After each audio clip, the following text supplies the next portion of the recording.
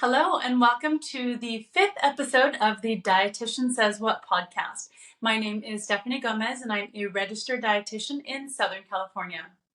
This is our second episode of this series on beneficial or bogus. It's a Mythbuster series where we take one specific topic and I let you know if it is actually beneficial or if it's totally bogus.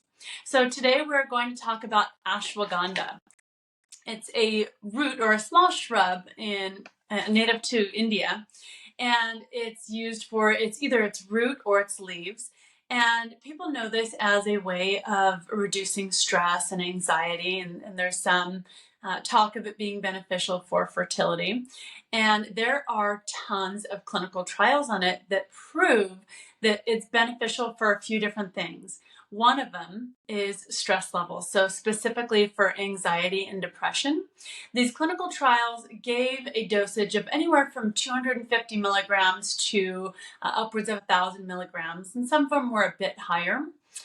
And the result was that there was actually a benefit in stress and anxiety in the sense that it reduced the cortisol hormone, the stress hormone in the bodies of the participants, as well as, of course, self-reports. So reports of less anxiety, less feelings of depression.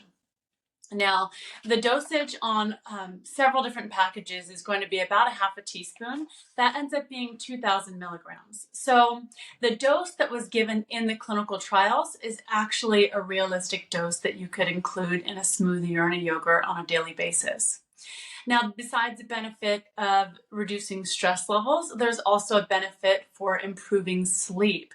There are several different studies that covered information on insomnia and improvements in sleep in the participants.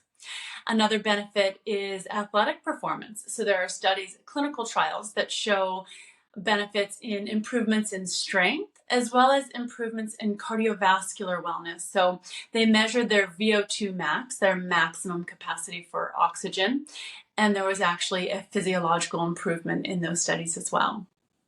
Additionally, there were improvements for fertility and testosterone levels, and overall reduction of inflammation, which has implications for blood pressure and lots of different processes in the body. If we can reduce inflammation and improve circulation, that's going to help, of course, not only our brain health and our physical abilities as far as performance, as well as our ability to sleep and to rest well.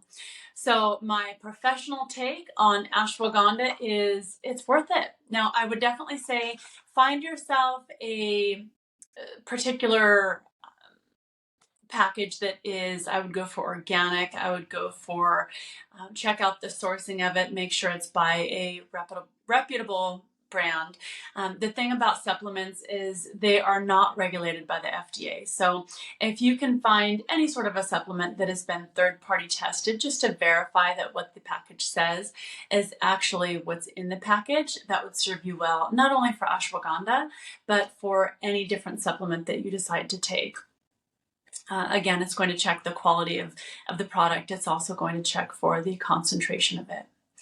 If you have any additional questions or have a specific call out that you'd like to have included in the Beneficial or Bogus podcast, let me know. You can leave a comment. You can reach out to me on email at stephanieg.com, or you can also visit my website, beginagainnutrition.com, and submit your request there.